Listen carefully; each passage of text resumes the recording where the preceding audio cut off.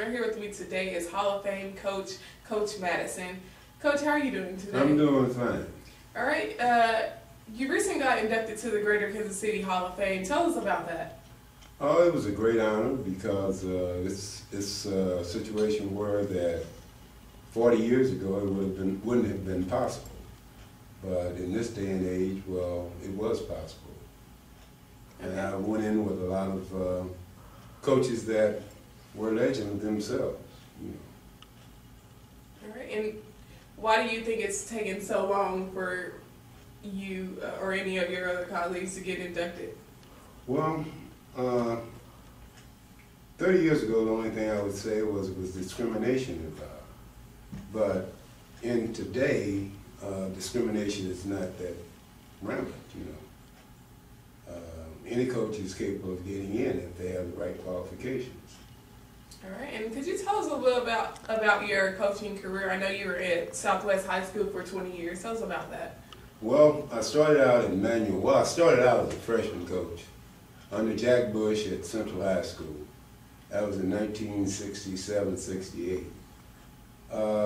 In 1968, I was appointed as the coach at Manual High School, and I stayed there for 11 years until 1976.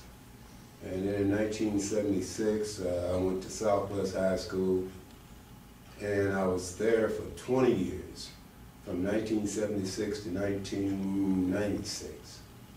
And then from there, I went to Northeast High School from 1996 up until 2005. All right, and since you were at Southwest High School for the longest, we want to ask you about Southwest. When you got there, what was it like, and what's the history on Southwest High School? Well, when I first got to Southwest had not been a winner for a long time. Well, they had been a winner the year before because they had a new coach who came in, Skip Young, and he made them a winner for that particular year. But before that time, Southwest was always the doormat. Although they had big boys, but most of their kids were football players because Southwest was the dominant football school in western Missouri. They were better than Rockhurst or any of the so-called powers that we have today. So I changed the complexity of the programs by producing a winner at Southwest during the time I was there. I had some real good ball players. One kid that was really good was Michael Freeman. I had numerous other kids, but I can't think of all their names now because it's been a long time. You know? And it didn't seem like it was as long as it was, but you look back and you say, oh, who was that I had that year? Who was that I had that year? You know, and you just can't remember all of them. But you can remember the ones that were dominant, like Michael Freeman was second team All-State his senior year. Then I had, Frog. I had Frog, Nathan Green, who now plays overseas, his brother, Stephon Green. Boy, I had so many of them, I can't remember all of them. Sometimes you can remember a whole team and then sometimes you can't. That's one of my biggest problems, is remembering all those years ago. Okay, well, at Cascade Sports, we like to think of coaches as students of the game. Do you consider yourself a student of the game?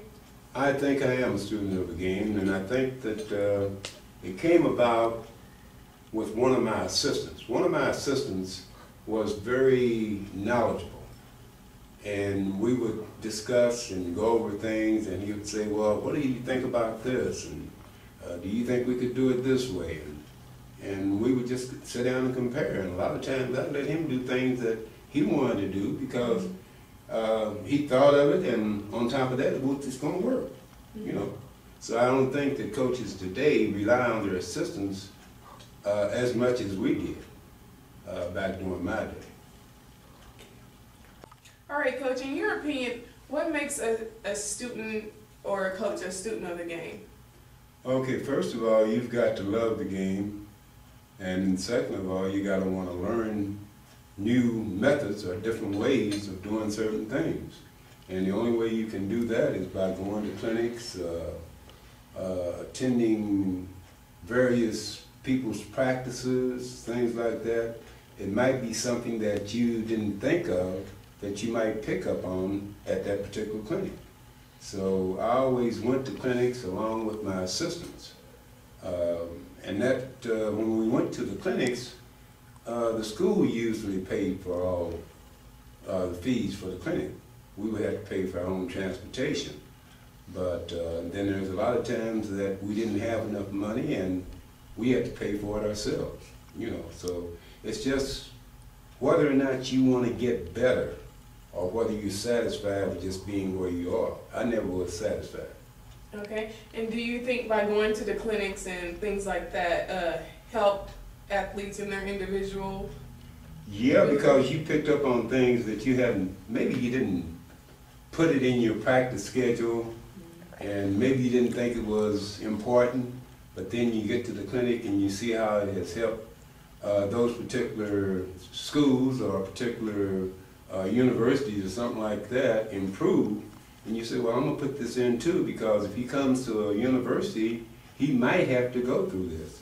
So you learn a lot of new drills, you learn a lot of terminology that maybe you hadn't put in that can be beneficial to you, because once those kids leave you, they might go in that same situation.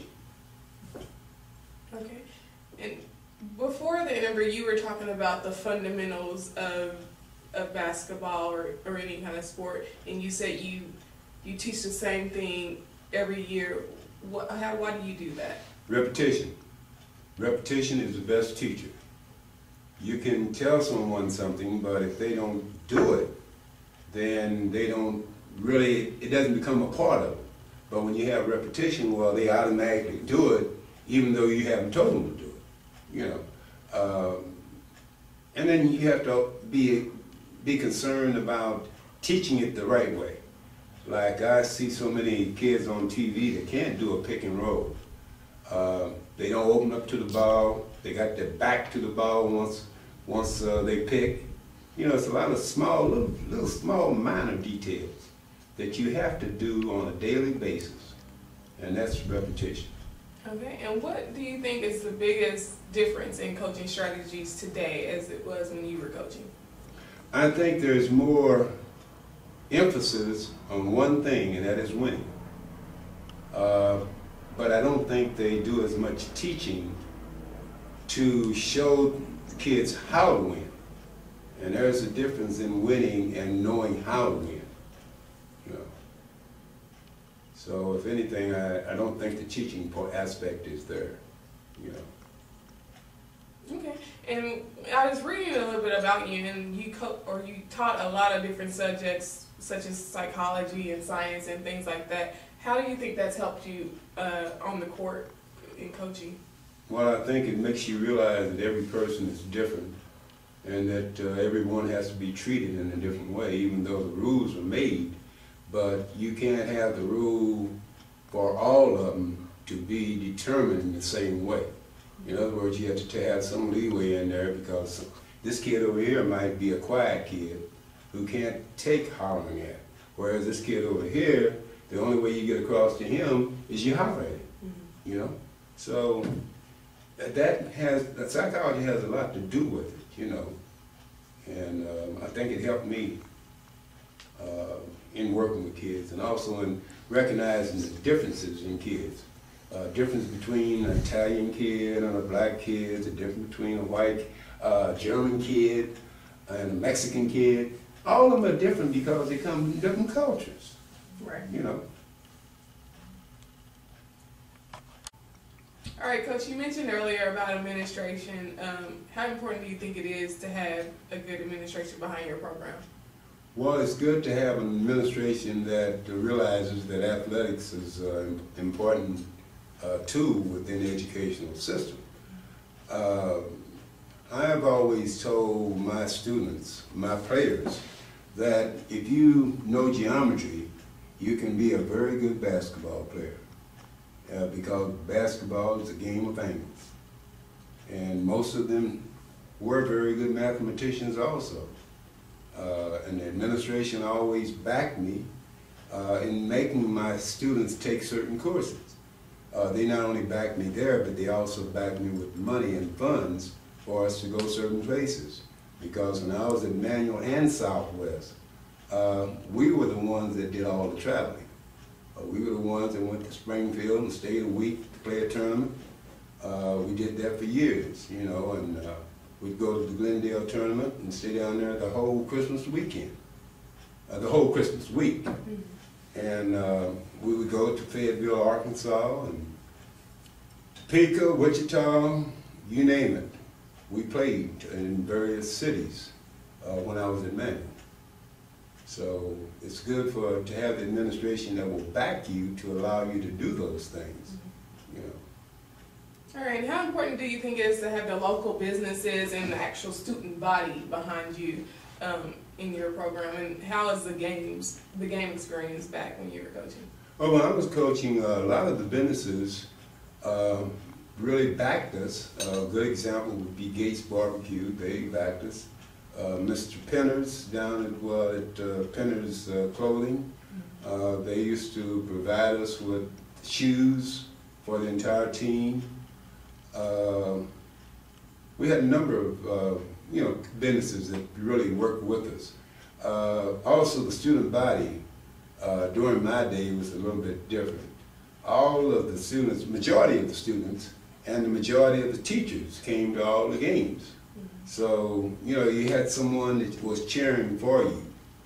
And I don't think that, well, we've spread out so much in the last decade or so.